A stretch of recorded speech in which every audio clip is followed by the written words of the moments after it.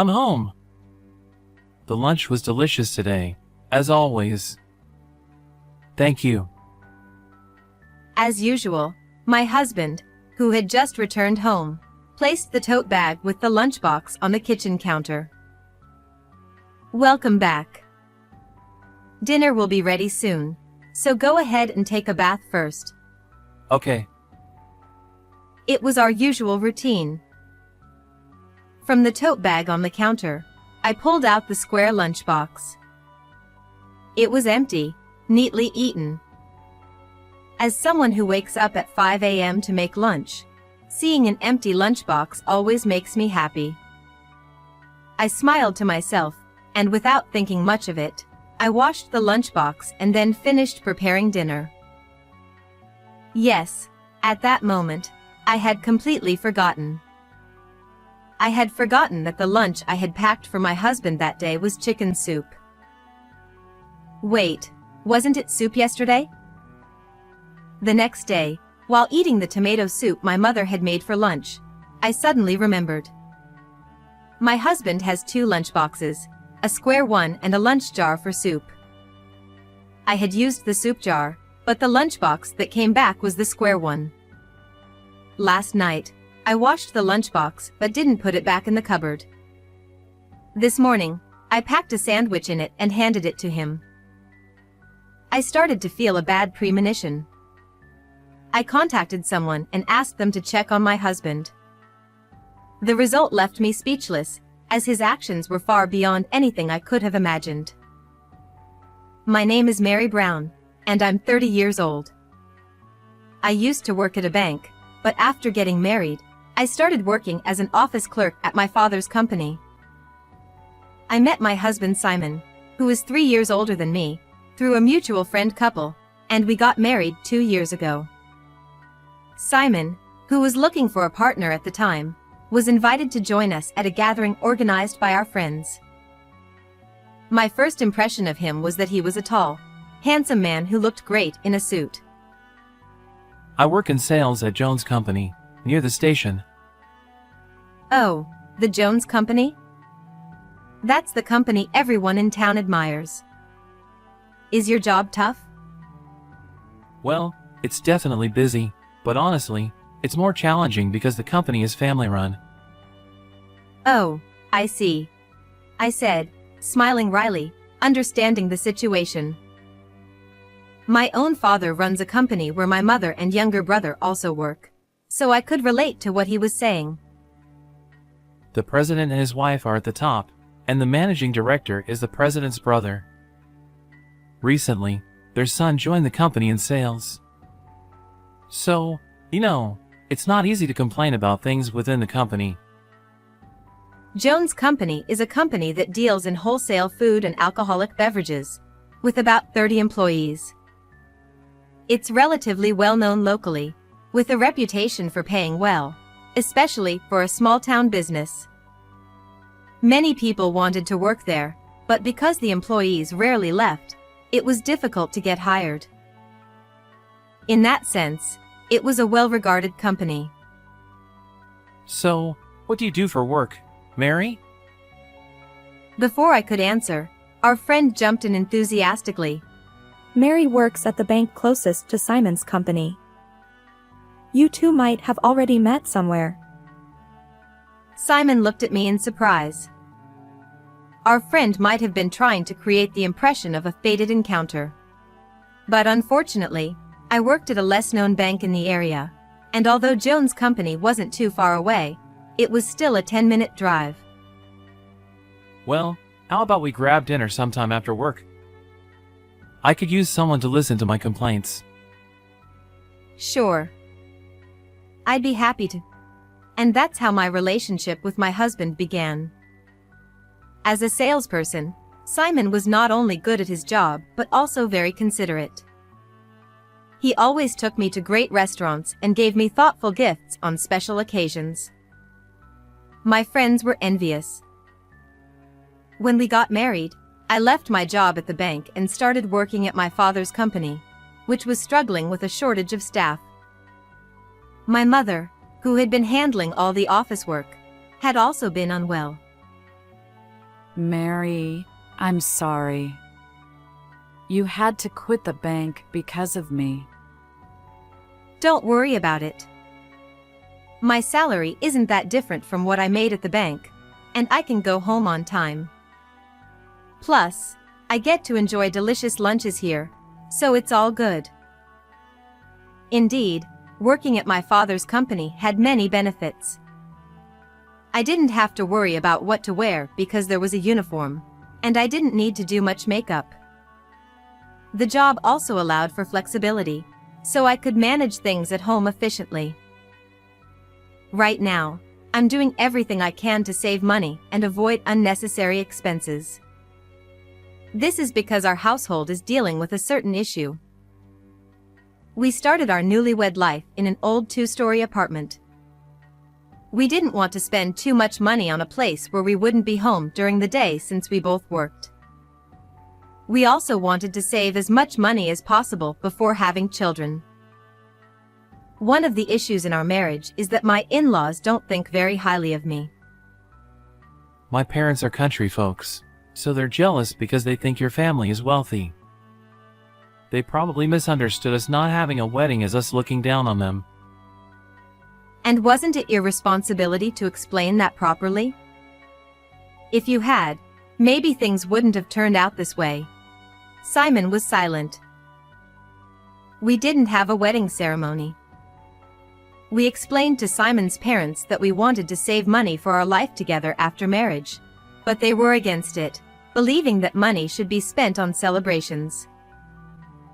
So instead, we had a small family gathering with relatives from both sides. I thought this would satisfy Simon's parents, but They've convinced themselves that you didn't want to establish a real family connection with them. But I'm sure they'll change once we have children. yeah, I guess we can only hope for that. When I first visited Simon's family or when our families met, they never said anything directly unpleasant to me. Sure, they seemed disappointed when we said we weren't having a wedding ceremony, but that was all. However, hearing what Simon's parents said behind my back made me feel like their true feelings were being revealed when I wasn't around.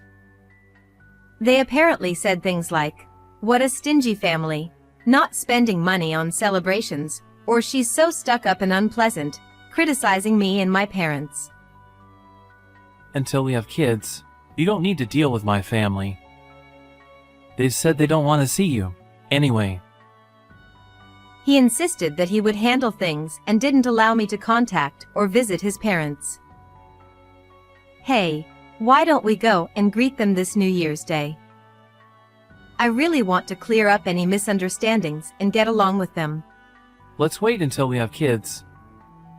They've said not to come, and I don't want you to start the new year feeling bad.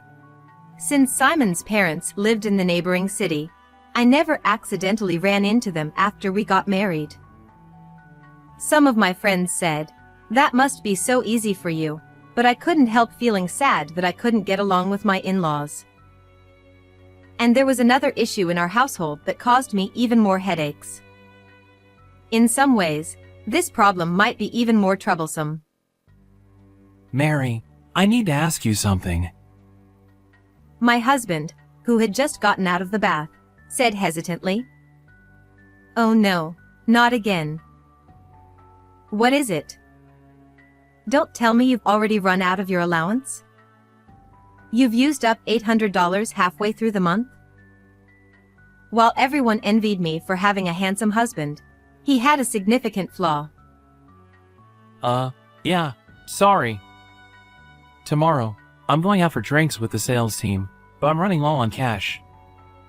Please, just $100. Simon was terrible at managing money. He always prioritized the moment's vibe over everything else. I found a really cool outfit the other day and bought it, and last week, I treated my colleagues to drinks, so now I'm in a pinch. What? You bought clothes? And treated them? Sorry, I just couldn't resist and secretly bought it. But it's super cool. And I couldn't help paying for the drinks. I'm their senior. It would have been embarrassing if I couldn't treat them.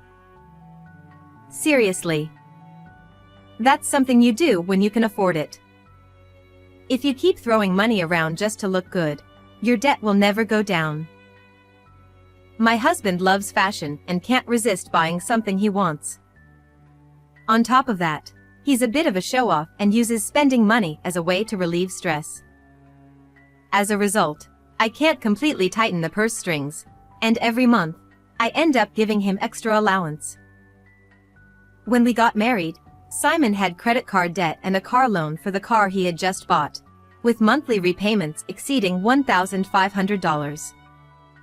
He also loved drinking and went out several times a week, living a lifestyle that consumed his entire paycheck. So, of course, he had no savings. I discovered all this when we were discussing our future life together after we got engaged. It'll be fine. I've managed so far, and I'll keep managing. Simon said optimistically. His words made me prioritize paying off his debt over having a wedding ceremony. Simon wanted a wedding ceremony, but I could easily imagine him splurging on unnecessary things just to show off, leading to more wasted money. After some persuasion, Simon finally agreed. Okay, I'll give up on the wedding ceremony. But please, don't tell my parents about my debt. And that's how we settled the matter. Looking back, I probably should have reconsidered getting married at that point. But at the time, I thought, I need to do something to help him. And I was head over heels in love with him. They say love is blind, and it couldn't be truer. It's been 2 years since then. Driven by a sense of duty to repay the debt, I've been living a frugal lifestyle all this time. I've only bought the cheapest clothes and personal items, avoided eating out, and made efforts to make our meals at home as enjoyable as possible. I've also been waking up at 5 a.m. every morning to prepare lunch and take care of household chores. Hey, about my allowance.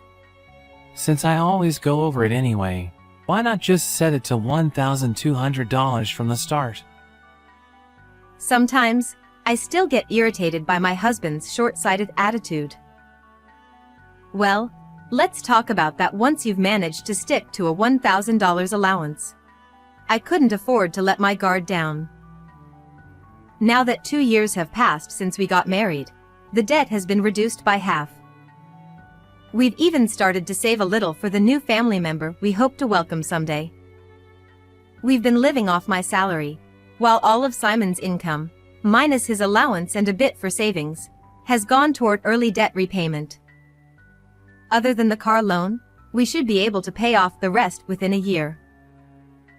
Once the debt is cleared and we have a child, our problems will be solved. I truly believed that. But little did I know that a betrayal awaited us just around the corner. In this frugal lifestyle, there was one thing I insisted on buying: a lunchbox for my husband. It was a clean and neat square lunchbox, along with a thermal lunch jar for soup. Depending on the day's main dish, I would switch between the two. Today, it's your favorite tomato chili soup. Awesome. Mary, your chili is so good. Buying this lunchbox was definitely the right choice. It keeps everything warm, and it's the best. Although the thermal lunch jar was great on its own, sometimes the square lunchbox was more convenient for packing certain dishes. Since I was asking him to give up eating out, I wanted to make sure he had something he enjoyed for lunch. Lately, we've been talking more about having children, and I was feeling like we were living a modest but happy life. That was until the day when my husband brought that back home. I'm home.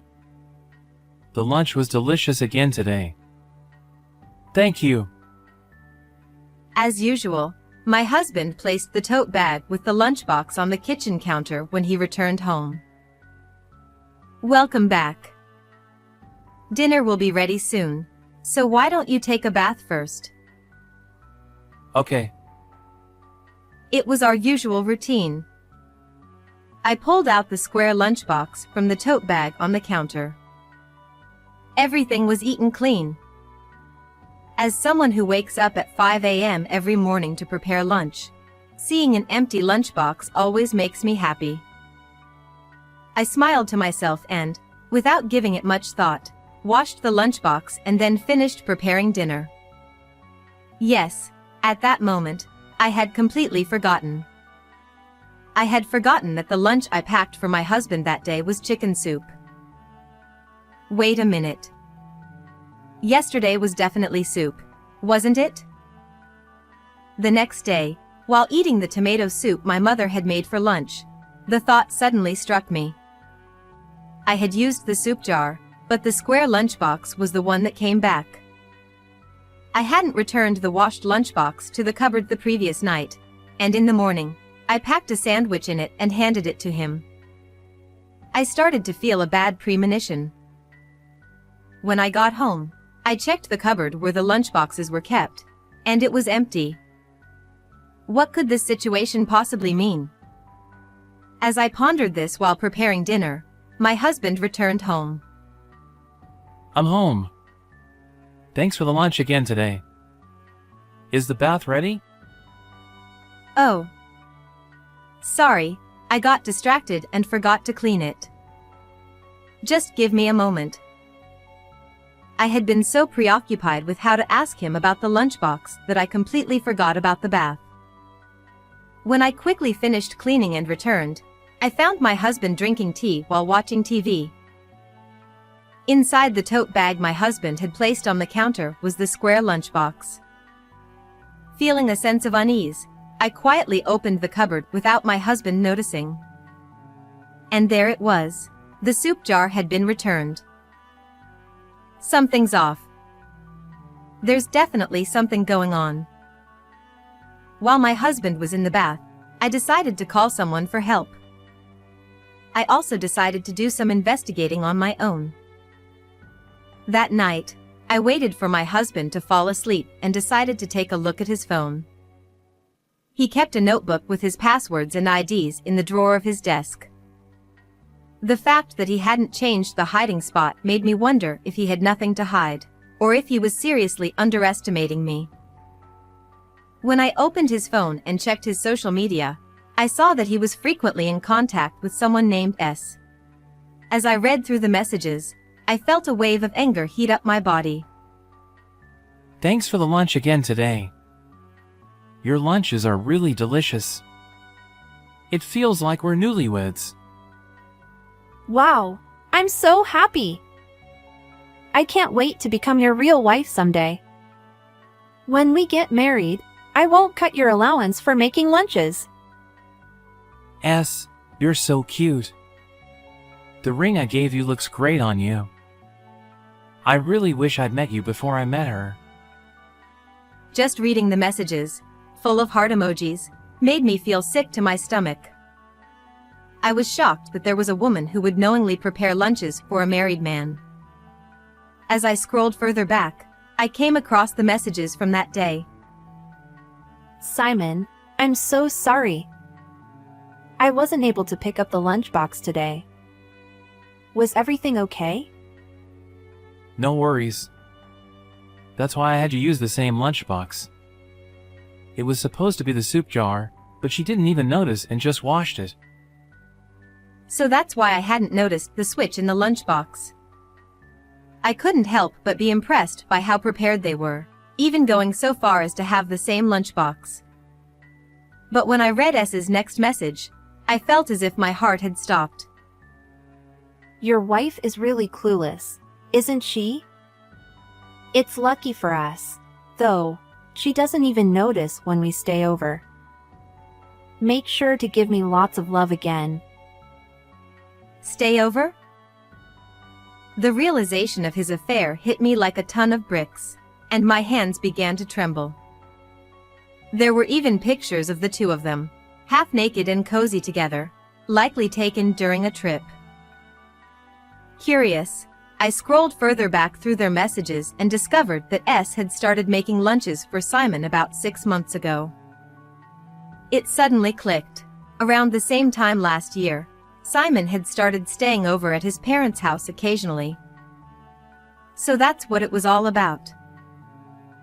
At first, I felt like my head was going to explode with anger, but as I continued to take screenshots and read more, my anger was gradually replaced by a sense of emptiness. It felt as if all the efforts of the past 2 years had been for nothing. Tears began to spill down my cheeks. I loved you. That's why I trusted you, I whispered, trying not to wake my sleeping husband as I sobbed quietly. Even though I felt like I had grown cold, deep inside, my heart was burning with rage. I couldn't forgive Simon for his betrayal. As I methodically sent screenshots of the messages to my own phone, I began to plot how I could drag him down to hell. For the next week, I acted as if nothing had happened, behaving as usual. I never imagined a day would come when smiling at my husband would feel so painful. Still, I couldn't help but wonder where the money for the trips and the ring had come from. I managed my husband's bank statements and credit cards, so how had he done it? A week later, I received a call from the person I had asked for help, and the anger that I thought I had kept under control flared up again. I immediately took the evidence provided by that person and visited my in-laws' house for the first time in 2 years. There, I exposed all of my husband's secrets and informed them of my intention to divorce him. There's no turning back now. The next day at lunchtime, I headed to Joan's company to confront my husband and his mistress. My husband's company had an office next to the warehouse, and I walked confidently through the main entrance with the reception desk. From the reception counter, I could see the entire office. It seemed that most of the employees had gone out for lunch, as only 2 people remained in the office. My husband was eating his lunch while chatting with the woman sitting across from him. "Hello there. Thank you for always taking care of my husband." The moment my husband saw me at the reception desk, his face froze. I walked straight over to him and glanced at the lunchbox on his desk. Hey! What are you doing here? "Oh. I thought I packed your favorite fried chicken today." But the contents seem different, even though the lunchbox is the same. What's going on? My husband hastily put the lid back on the lunchbox. The woman across from him stood up, her face tense, and shouted, Who are you? You can't just come in here uninvited. Please leave. I peered into the woman's lunchbox. The contents matched my husband's. "Are you S? Susan, right? Thank you so much for always making lunch for my husband." What? How do you know her name? "I know everything. I know about your affair with her and how you've been throwing away the lunches I made for you." Simon's eyes widened, and despite it not being hot, sweat began to trickle down his forehead. Susan, clearly upset that I knew about the affair, started yelling, He told me that your lunches were so bad he couldn't eat them, so I made them for him instead. And it's cruel that you've cut his allowance so he can't eat out. "Really? He always says my lunches are delicious and finishes every bite. I've been getting up early to make them so he could use his allowance for fun, but I guess I've been doing him a disservice." No, that's not. It's true. He said you're a spoiled brat who's terrible at housework, a lousy cook, and you cut his allowance so you can spend more on yourself. He's so miserable. You should just divorce him.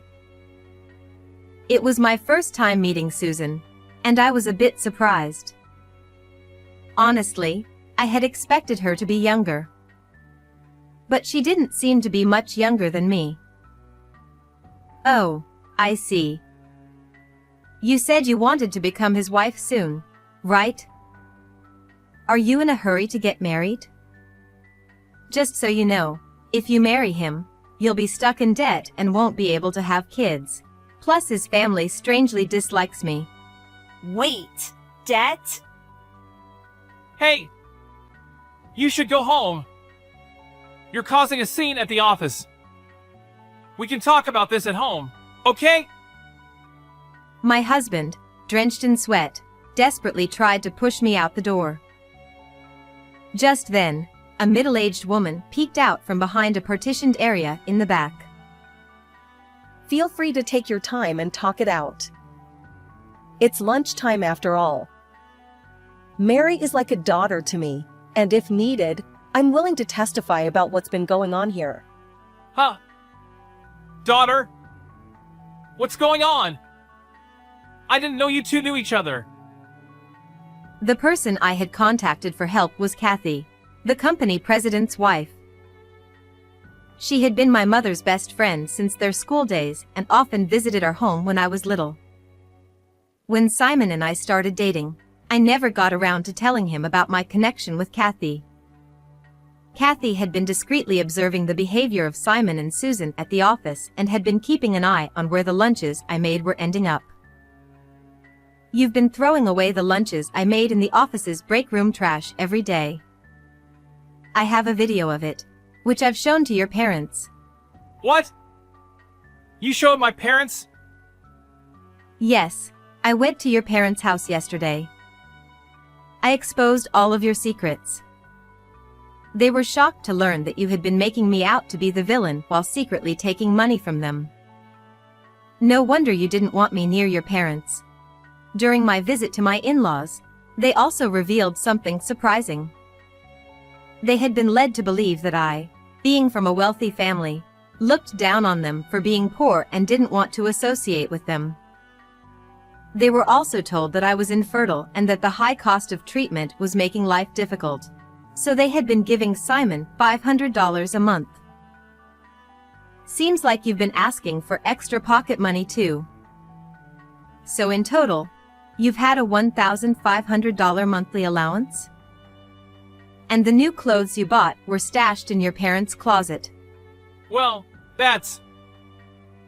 Turning to Susan, I asked, Susan, this is who he really is. Do you still want to marry him? I'm divorcing him, so if you want him, I'll happily hand him over with a ribbon on top. No, thank you. What? Why? Wait!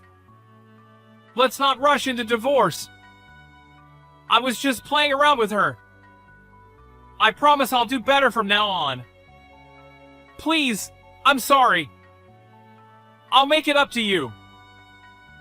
Simon, now pale as a sheet, grabbed my shoulders and pleaded with me, bowing his head close to my face. It was painful, annoying, and infuriating. I shook off his hands and shouted, "Shut up. Just get a divorce and pay me the alimony. From now on, you can live alone with your debts." Please, Mary. I can't live without you. How about this? We'll have a baby right away. I promise I won't waste any more money, and I'll be a great dad. I was stunned that he was talking about having a child in this situation. Did he really think that would make me forgive him? I don't want to have a child with you anymore. Go live your life alone. And by the way, don't count on your parents for help anymore. Your dad was furious. He even said he wants the money he gave you back. No way. I don't want a divorce. Please, forgive me, Mary. I'm begging you. He collapsed to the floor and started crying pathetically. Simon, this is what they call no use crying over spilled milk. Too bad. Kathy caught my eye and gave me a sly smile. Trying to hold back my laughter, I nodded slightly to her and then quietly left the company. After that, the divorce with my husband was finalized smoothly, thanks to the cooperation of my former in-laws. I returned the bank accounts and credit cards with remaining debt, and I received the entire amount of the savings we had as shared property. My former father-in-law said, I'm truly sorry. If we hadn't taken his word for everything and had actually talked things through, the outcome might have been different. No, I should have been more decisive and contacted you sooner. The only regret I have is that I couldn't build a better relationship with my former in-laws. My former father-in-law paid the alimony in a lump sum and said he would also demand repayment of the money he had given my ex-husband. Perhaps out of regret for having spoiled him, my ex-husband was not allowed to live at his parents' house and is now living in an old, low-rent apartment. From now on, in addition to repaying his debt, he will have to bear living expenses that he didn't need to worry about before. At his company, they decided that someone with debts and involved in an office affair couldn't continue working in sales, so he was reassigned to shipping. Kathy told me that he is yelled at every day doing the unfamiliar physical labor in the warehouse. Although his salary has decreased, it's still not bad compared to other places, so he likely can't afford to quit the job due to his debts. I've heard that he no longer resembles the handsome man he once was and now looks more like a shabby old man. I wonder how much spending money my ex-husband has these days. As for his mistress, Susan, she apparently felt uncomfortable after Kathy found out about the affair, so she voluntarily resigned the next day and hasn't returned to work since. I also demanded alimony from Susan, which she promptly paid in a lump sum. I even received an apology letter from her through Kathy. In the letter, Susan wrote, After learning Simon's true nature, I'm scared that he might cling to me after the divorce, so I'm moving away. No doubt about it. I moved back to my parents' house and have been saving money while using the frugality skills I've learned to manage the household. My ex-husband has reached out a few times asking to reconcile, but I've completely ignored him. After Kathy warned him, he finally quieted down. Since he can't afford to quit his job, it seems to have been the most effective approach. With the alimony I received from both of them, I'm planning a resort trip soon, inviting Kathy and my mother. My life is still ahead of me. I'm determined to live positively and move forward. How did you enjoy this story? Don't forget to subscribe to the channel. See you in the next video.